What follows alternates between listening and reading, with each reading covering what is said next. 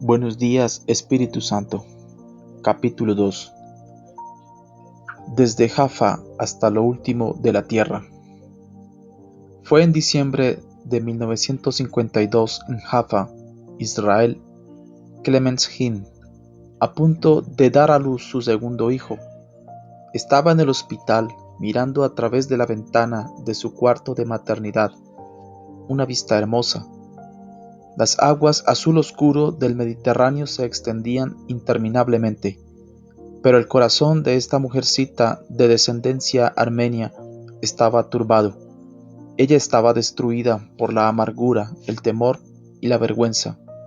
A distancia, ella podía ver el grupo de rocas negras en el mar, las rocas de Andrómeda. La leyenda griega dice que la dama Andrómeda estaba encadenada a una de ellas cuando Perseo bajó volando en su caballo alado, hirió al monstruo marino y la rescató. Clemens deseaba que alguien de alguna manera bajara y la salvara de otro año de humillación y desgracia. Ella era una mujer ortodoxa, griega devota, pero no sabía mucho acerca del Señor. En aquel cuarto humilde del hospital, sin embargo, trató de negociar con él. Mientras estaba parada al lado de la ventana, sus ojos penetraron al cielo y ella dijo mentalmente: Dios, solo tengo una petición. Si me das un niño, yo te lo devolveré a ti. Lo volvió a repetir: Por favor, Señor, si me das un niño, te lo devolveré a ti.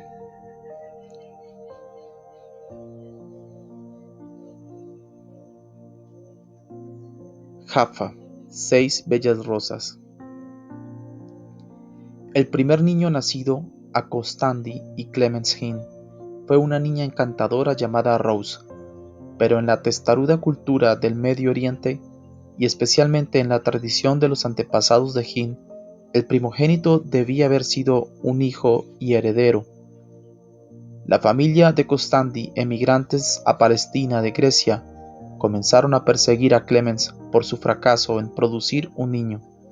Después de todo, bromeaban ellos: todas tus cuñadas tienen hijos varones. Se reían y se mofaban de ella hasta hacerla llorar, y ella sentía la vergüenza en el matrimonio que sus padres tan cuidadosamente habían arreglado. Sus ojos estaban todavía húmedos al quedarse dormida, y durante la noche tuvo un sueño que todavía recuerda. Yo vi 6 rosas bellas en mi mano, dijo ella, y yo vi a Jesús entrar en mi cuarto. Él vino a mí y me pidió una de ellas, y yo le di una rosa. Al continuar el sueño, un joven bajito, delgado, de pelo negro, ella recuerda cada detalle de su rostro, vino hacia ella y la envolvió en un lienzo grueso. Cuando despertó, se preguntó a sí misma: ¿qué significa ese sueño? ¿Qué podrá ser? El día siguiente, 3 de diciembre de 1952, nací yo. Nuestra familia, con el tiempo, iba a tener 6 niños y 2 niñas, pero mi madre nunca olvidó su pacto con Dios. Más tarde me contó su sueño, y que yo era la rosa que ella le entregó a Jesús. Yo fui bautizado en la iglesia ortodoxa griega por el patriarca de Jerusalén llamado Benedictus. De hecho, durante la ceremonia él me dio su nombre. Haber nacido en la Tierra Santa quiere decir que uno ha nacido en una atmósfera donde la religión arroja una sombra amplia, inescapable. A la edad de 2 años fui matriculado en una institución preescolar católica y formalmente fui educado por monjas y más tarde por monjes por 14 años. Para mí, Jaffa era una ciudad bella. De hecho, eso es lo que la palabra significa, bella. Jaffa en árabe, Jope en griego o Jafo en hebreo. En cualquiera de los 3 idiomas el significado es el mismo. De niño me gustaba oír los relatos de la historia que me rodeaba. Jaffa fue fundada antes de escribirse la historia. Se menciona como una ciudad cananea en la lista del tributo del faraón Tutmosis III en el siglo XV a.C., aún antes que Josué peleara la batalla de Jericó, y fue donde el rey fenicio Hiram de Tiro descargaba la madera de cedro para el templo del rey Salomón. Aunque es fascinante, la historia no ha favorecido a mi lugar de nacimiento. Jaffa fue invadida, capturada, destruida y vuelta a edificar una y otra vez. Simón el Macabeo, Vespasiano, los mamelucos, Napoleón y Allenby, todos ellos se la han disputado. Solo 6 años antes de yo nacer, Jaffa pasó a ser parte de una nueva nación, el Estado profético de Israel, pero la comunidad misma no era judía. El alcalde Hin. Mi padre fue el alcalde de Jaffa durante mi niñez. Él era un hombre fuerte, medía alrededor de 6 pies y 2 pulgadas, y pesaba 250 libras, y era un líder natural. Era fuerte en todo sentido.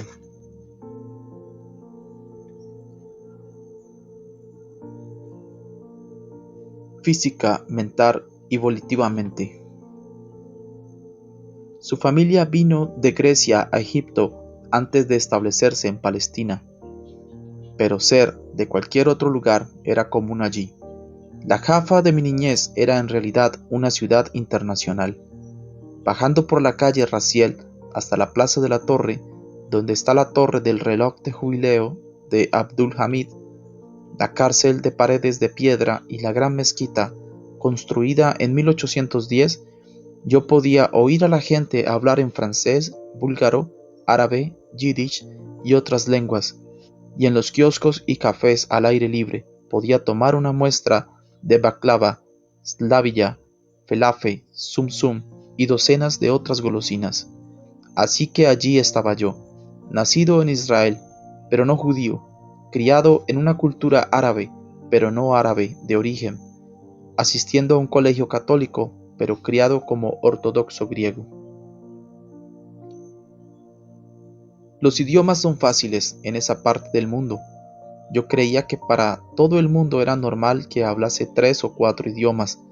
En nuestro hogar se hablaba árabe, pero en el colegio las hermanas católicas enseñaban en francés, excepto por el Antiguo Testamento que se estudiaba en hebreo antiguo.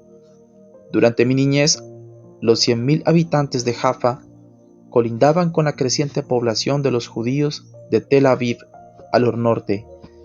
Hoy la metrópolis tiene el nombre oficial de Tel Aviv Jaffa. Unas 400.000 personas viven en el área. En realidad, Tel Aviv comenzó como un experimento judío en 1909, cuando 60 familias compraron 32 acres de terreno arenoso al norte de Jaffa y se trasladaron al lugar. Estaban cansados de las apiñadas y ruidosas vecindades árabes donde vivían.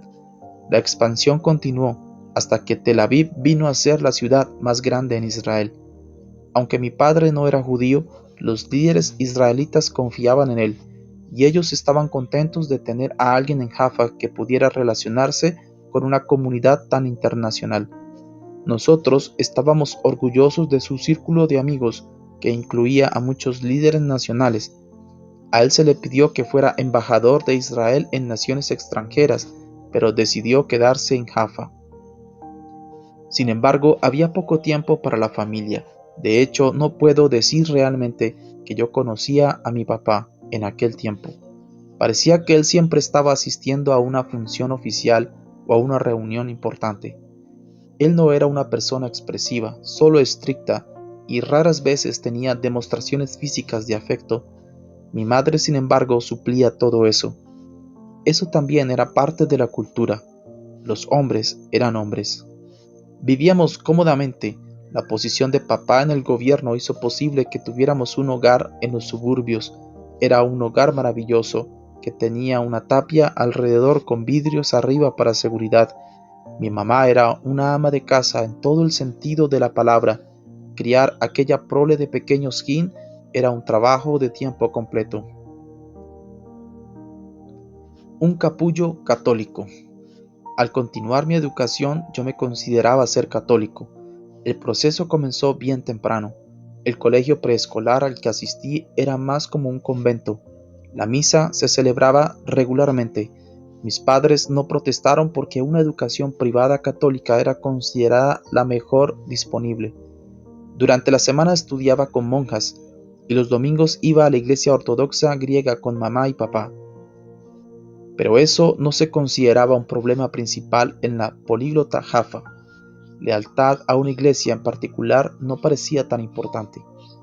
¿Era yo católico? Absolutamente. El catolicismo era mi vida de oración. Ocupaba mi tiempo y atención 5 días a la semana. Vino a ser mi mentalidad. Prácticamente yo vivía en el convento encerrado, y en aquel capullo yo llegué a estar alejado del mundo. También estaba separado del mundo de una manera desafortunada. Desde temprana edad tuve la aflicción de la tartamudez. A la más mínima presión social o nerviosismo comenzaba a tartamudear, y era casi insoportable. Se me hacía difícil hacer amigos. Algunos niños se burlaban de mí, otros permanecían alejados. Yo sabía muy poco de eventos mundiales, solo lo que mis maestras deseaban que yo supiera, pero era un experto en la vida católica. Al continuar la escuela asistí al College de Friere, colegio de hermanos, y fui enseñado por frailes. Aun siendo un niño pequeño, yo era extremadamente religioso. Oraba y oraba, probablemente más que lo que muchos cristianos oran hoy, pero todo lo que yo sabía orar era el Ave María, el Credo, la oración del Señor y otras oraciones prescritas. Solo raras veces hablaba realmente con el Señor. Cuando tenía alguna petición específica, la mencionaba. De otra manera, mi vida de oración era bien organizada, muy rutinaria. La máxima parecía ser: debes sentir dolor cuando oras, y esto era fácil. No había prácticamente ningún lugar para arrodillarse excepto en la roca blanca de Jerusalén, que estaba donde quiera. La mayoría de los hogares son hechos de ella, y las escuelas a las que yo asistía no tenían alfombra, solo pisos de roca blanca. Realmente llegué a creer que si uno no sufre con su súplica, el Señor no le escucha, que el sufrimiento era la mejor manera de ganar el favor de Dios. Aunque prácticamente ninguna espiritualidad acompañaba a la enseñanza, todavía aprecio el fundamento que recibí en la Biblia. A menudo pienso a cuántos niños se les enseña el Antiguo Testamento en hebreo, y nuestros viajes literalmente hacían viva la palabra de Dios. Una vez viajamos al Negev, donde nos paramos al lado de los pozos que Abraham había cavado y aprendimos acerca de él. Aquella experiencia quedará conmigo para siempre. Su túnica era más blanca que lo blanco. Muchas veces en mi vida Dios me ha hablado en visión. Solamente sucedió una vez durante mis años en Jaffa cuando era un niño de 11 años. Realmente creo que fue en aquel momento cuando Dios comenzó a moverse en mi vida. Puedo recordar la visión como si hubiera sido ayer. Yo vi a Jesús entrar en mi cuarto. Él tenía puesta una túnica que era más blanca que lo blanco y un manto rojo oscuro sobre la túnica. Vi su pelo, miré a sus ojos, vi las señales de los clavos en sus manos, lo vi todo. Tú tienes que entender que yo no conocía a Jesús, no le había pedido que viniera a mi corazón, pero en cuanto lo vi, lo reconocí, sabía que era el Señor. Cuando sucedió, yo estaba dormido, pero de repente mi cuerpecito fue arrebatado en una sensación increíble que solo se puede describir como eléctrica. Sentí como si alguien me hubiera conectado a un enchufe eléctrico. Sentía un adormecimiento como de agujas, 1.000.000 de ellas, como si ellas entraran a través de mi cuerpo. Y luego el Señor se paró frente a mí mientras yo estaba en un sueño bien profundo. Me miró directamente a los ojos con su mirada, la mirada más bella que yo he visto, y sonrió, y sus brazos se abrieron. Yo podía sentir su presencia. Fue maravillosa, y nunca la olvidaré. El Señor no me dijo nada, solo me miró y luego desapareció. Inmediatamente me hallé bien despierto. En ese momento apenas podía entender lo que estaba pasando, pero no fue un sueño. Aquella clase de sentimientos no ocurren en un sueño. Dios me permitió experimentar una visión que crearía una impresión indeleble en mi vida joven. Al despertarme, la sensación maravillosa todavía estaba allí. Abrí los ojos y miré alrededor, pero este sentimiento intenso, poderoso, estaba todavía en mí. Me sentí totalmente paralizado. No podía mover un músculo ni una pestaña. Estaba completamente petrificado allí, pero todavía yo estaba en control de mis facultades. Este sentimiento extraño me sobrecogió, pero no me dominó. En realidad, sentí que podía decir, no, yo no deseo esto, y la experiencia se hubiera ido. Pero no dije nada. Mientras estaba allí despierto, el sentimiento permaneció conmigo, luego lentamente se fue. En la mañana le conté a mi mamá la experiencia y todavía ella recuerda sus palabras. Ella dijo, entonces tú tienes que ser un santo. Cosas así no le ocurren a la gente de Jaffa, ya sean católicos, ortodoxos, griegos. Por supuesto, yo ciertamente no era santo, pero mi madre creía que si Jesús venía a mí, él tenía que estar designándome para un llamamiento más alto. Mientras Dios estaba tratando con mi vida, había otros factores que cambiarían para siempre el futuro de nuestra familia. Lo último de la tierra, de Gaza a las alturas de Golán. Viviendo en Israel durante los años 60, yo podía sentir la creciente tensión política. Las incursiones árabes a Israel ocurrían casi a diario a lo largo de las fronteras con Egipto, Jordania y Siria, y el ejército israelita se desquitaba regularmente con sus propias incursiones a territorio árabe. En mayo de 1967, Israel y los tres países árabes alertaron a sus fuerzas armadas para una posible guerra. A petición de Egipto, las tropas de las Naciones Unidas salieron del corredor de Gaza y de la península del Sinaí. Luego, el 5 de junio de 1967, los aviones de Israel bombardearon campos de aviación en Egipto, Jordán y Siria. Se llamó la Guerra de los 6 días. En menos de una semana, los israelitas destruyeron la fuerza aérea árabe casi completamente. Las tropas israelitas ocuparon el corredor de Gaza, la península de Sinaí, la Cisjordania y las alturas de Golán en Siria. De repente, Israel controlaba un total del territorio árabe como de 3 veces el área del mismo Israel. Nunca olvidaré el día, temprano en 1968, cuando mi padre reunió la familia y nos dijo que estaba haciendo planes para que emigráramos. Él dijo, por favor, no discutan esto con nadie, porque puede haber algunos problemas con nuestras visas de salida. Al principio, el plan era mudarnos a Bélgica. Papá tenía algunos parientes allí y la idea de mudarnos a un país de habla francesa sonaba emocionante. Después de todo, esa era la lengua de mi educación.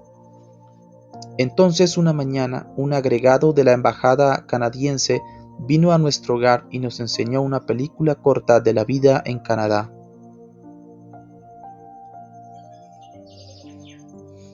Toronto parecía una ciudad muy próspera. Papá tenía 2 hermanos allí, pero dudábamos de que calificaran financieramente para ser nuestros garantes. Los interrogantes que rodeaban nuestra salida parecían aumentar cada día. En una ocasión mi padre nos dijo que pudiera ser que no estuviéramos listos para salir del país en los próximos 5 años. Yo hice un trato con Dios. Para ese tiempo todos estábamos tan ansiosos de salir que yo me arrodillé en aquella roca de Jerusalén e hice un voto a Dios. Señor, oré, si tú nos sacas, te daré la botella más grande de aceite de oliva que pueda encontrar. Y añadí, cuando lleguemos a Toronto, la llevaré a la iglesia y te la presentaré con acción de gracias. En mi crianza, negociar con Dios no era raro, y el aceite de oliva era caro y precioso, así que hice el voto. Después de algunas semanas, un joven de la embajada canadiense llamó a mi padre para decirle, Señor Hinn, hemos logrado la salida. No me pregunte cómo. Todos sus papeles están en orden y pueden salir cuando ustedes estén listos. No llevó mucho tiempo. Vendimos casi todas nuestras posesiones y nos preparamos para una vida nueva en Norteamérica. Durante aquellos últimos días en la Tierra Santa, yo tenía el presentimiento de que algo grande estaba a punto de ocurrir. Sabía que estaba dejando una ciudad especial, pero sentía que lo mejor para mí estaba por venir. fue del puerto de la antigua ciudad de Jope, mi Jaffa, de donde salió Jonás, y el resultado fue la salvación de Nínive. Y cuántas veces yo había subido a la ciudadela, el monte alto, frente al puerto, cerca del faro, hay una iglesia franciscana construida en 1654. Al lado de ella está el lugar de la casa de Simón el Curtidor, donde el apóstol Pedro se quedó por algún tiempo y tuvo una visión que cambió el mundo.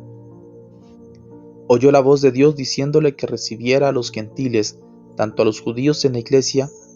Pedro respondió: en verdad comprendo que Dios no hace acepción de personas, sino que en toda nación se agrada del que le teme y hace justicia. Hechos capítulo 10, versículos 34 y 35. Desde aquel mismo momento, el mensaje de Cristo se extendió desde Jope a Cesarea y hasta el fin del mundo, beneficiando a toda la humanidad. Mientras íbamos por la carretera de Agana al aeropuerto de Lod, yo me preguntaba: ¿volveré a ver este lugar? Pensé en aquellas monjas católicas que tan amorosamente me habían enseñado. ¿Había visto yo sus rostros por última vez? Por la ventana del avión miré por última vez a Tel Aviv, una inmensa expansión de cubos de color gris blanquecino. Detrás de mí había millares de naranjales de color verde oscuro. Las colinas de Judea languidecían en la distancia. Al dirigirnos sobre las aguas del Mediterráneo, miré hacia abajo y dije un último adiós a Jaffa. Había un nudo en mi garganta. Yo tenía 14 años y era el único hogar que había conocido. Helado en el kiosco. La llegada de la familia Hin a Toronto en julio de 1968 no fue un evento anunciado, y así era como mi padre lo deseaba. Ningún comité nos dio la bienvenida, y él no tenía promesa de trabajo. Llegamos con la ropa que traíamos puesta, unas cuantas posesiones en las maletas y un poco de dinero de lo que habíamos vendido en Jaffa. Era suficiente para vivir algunos días. Nuestra nueva vida comenzó en un apartamento alquilado. Qué impacto aquel de aterrizar de súbito en una cultura extranjera. Yo podía tartamudear en varios idiomas, pero el inglés no era uno de ellos. 1, 2, 3 era todo lo que sabía decir, pero papá había estudiado suficiente inglés como para llenar una solicitud de empleo, y resultó. Él aceptó el reto de llegar a ser de todas las cosas un vendedor de seguros. Yo no sé si fue la carga de tener que criar una familia grande o su confianza natural en tratar con la gente, pero mi papá llegó a prosperar inmediatamente en su nueva profesión. En pocos meses nos mudamos a nuestro propio hogar. Todos estábamos tan orgullosos de esto. La vida cambió rápidamente para mí. En vez de asistir a un colegio privado católico, fui a una escuela pública, escuela secundaria George Vanier, y como la mayoría de los niños en la escuela tenían trabajo de media jornada, eso era lo que yo quería hacer. Vivíamos en la sección North York de Toronto, y no muy lejos el nuevo centro comercial de Fairview se había abierto. Yo solicité empleo en un pequeño kiosco que vendía hamburguesas y helado. Aunque no tenía experiencia previa de trabajo, me aceptaron, y todos los días después del colegio allá iba yo. Un sábado fui a un mercado y le pregunté al gerente: ¿dónde puedo encontrar buen aceite de oliva? Yo necesito la botella o recipiente más grande que usted tenga. Por supuesto que él encontró uno grande. Al día siguiente caminé orgullosamente a la iglesia ortodoxa griega y cumplí mi voto a Dios. Lo coloqué al frente del altar y silenciosamente dije: gracias, Señor, gracias por traernos salvos a nuestro nuevo hogar. Mi corazón estaba tan lleno como aquel frasco de aceite. En el kiosco hice mi trabajo. Debido a mi tartamudez no conversaba mucho, pero velozmente echaba el helado en aquellos barquillos. Trabajé con un compañero llamado Bob.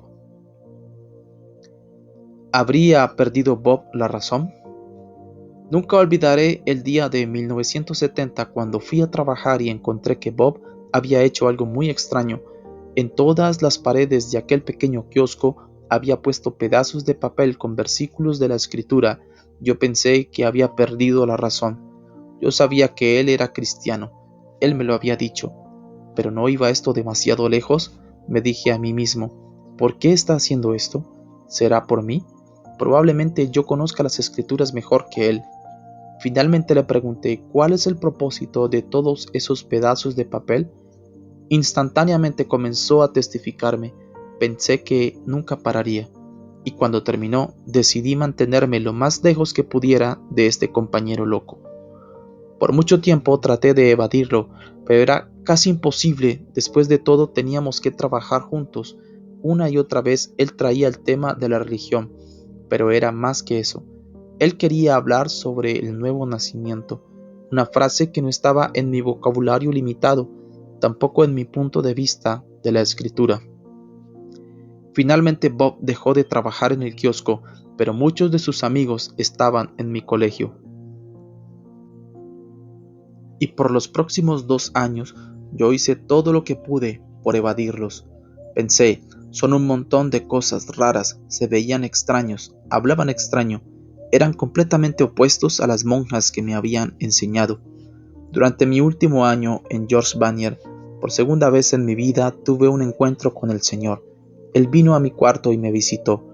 En esta ocasión fue en la forma de un sueño inolvidable. En Jaffa, cuando yo tenía 11 años, la visión de Jesús de pie frente a mí había dejado una impresión indeleble, pero ahora en Toronto no estaba envuelto en el estudio de la Escritura. Todavía iba a la iglesia, pero lo que estaba a punto de ocurrirme vino cuando menos lo esperaba. Fue totalmente inesperado y fui petrificado por la experiencia. Permíteme decir exactamente lo que pasó en mi cuarto aquella noche fría en febrero de 1972. En el sueño yo me encontré descendiendo por una escalinata larga, oscura. Era tan inclinada que pensé que me caía, y me llevaba a un abismo profundo sin fin. Estaba atado con una cadena a un prisionero frente a mí y a otro prisionero detrás de mí. Yo estaba vestido con la ropa de un preso. Había cadenas en mis pies y alrededor de mis muñecas. Hasta donde yo podía ver al frente y detrás de mí había una interminable línea de cautivos. Luego en aquella niebla de aquel abismo semioscuro vi docenas de hombrecitos que se movían alrededor. Eran como enanos con orejas en una forma rara. Yo no podía ver sus rostros y sus formas eran casi invisibles, pero nos jalaban hacia abajo como un hato de ganado para el matadero, o aún peor. Súbitamente apareciendo no sé de dónde estaba el ángel del Señor. Oh, fue maravilloso verlo. El ser celestial revoloteaba al frente de mí, solo a unos pasos. Nunca en mi vida he visto tal cosa, ni aun en sueño. Un ángel resplandeciente y bello en medio de aquel abismo negro y oscuro. Al yo mirar de nuevo, el ángel hizo un movimiento con su mano para que yo fuera hacia él. Entonces me miró a los ojos y me llamó. Mis ojos fueron cautivados por los suyos y comencé a caminar hacia él. Instantáneamente, aquellas cadenas cayeron de mis manos y mis pies. Ya yo no estaba atado a mis compañeros presos. Rápidamente el ángel me llevó a través de una puerta abierta y al momento de caminar en la luz, el ser celestial me tomó de la mano y me dejó en Don Mills Road, el nombre de una calle. En la misma esquina del colegio George Vanier, me dejó a solo unas pulgadas de la pared del colegio, al lado de la ventana. En un segundo el ángel se había ido y me desperté y deprisa fui al colegio para estudiar en la biblioteca antes que comenzaran las clases. Casi no podía pestañear. Al estar allí sentado, ya sin pensar acerca del sueño, un pequeño grupo de estudiantes vino a mi mesa. Inmediatamente los reconocí.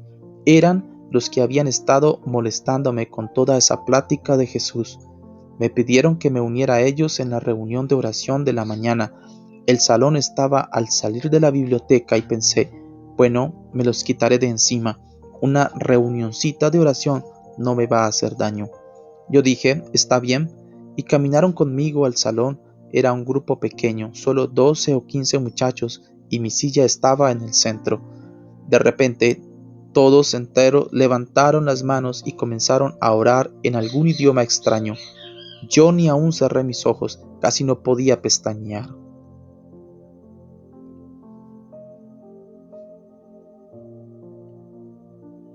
Allí había estudiantes de 17, 18, 19 años, muchachos que había conocido en clase, alabando a Dios con sonidos ininteligibles. Nunca había oído hablar en lenguas y estaba pasmado. Pensar que aquí estaba Benny, en un colegio público, en una propiedad pública, sentado en medio de un grupo de fanáticos, era más de lo que yo podía comprender. Yo no oré, solo observaba. Lo que pasó después era más de lo que jamás hubiera podido imaginar.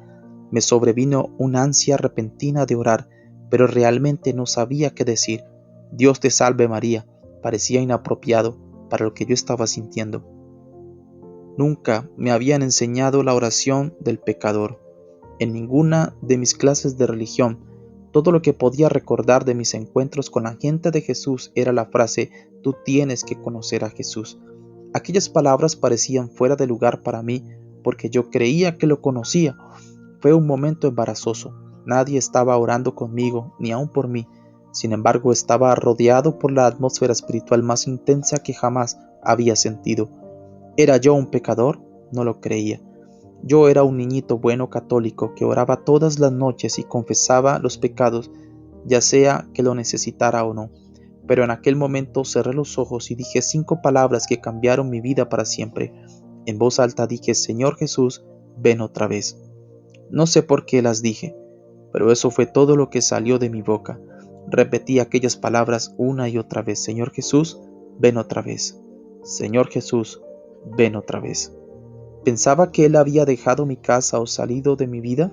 Realmente yo no sabía, pero cuando dije esas palabras una cierta sensación vino sobre mí.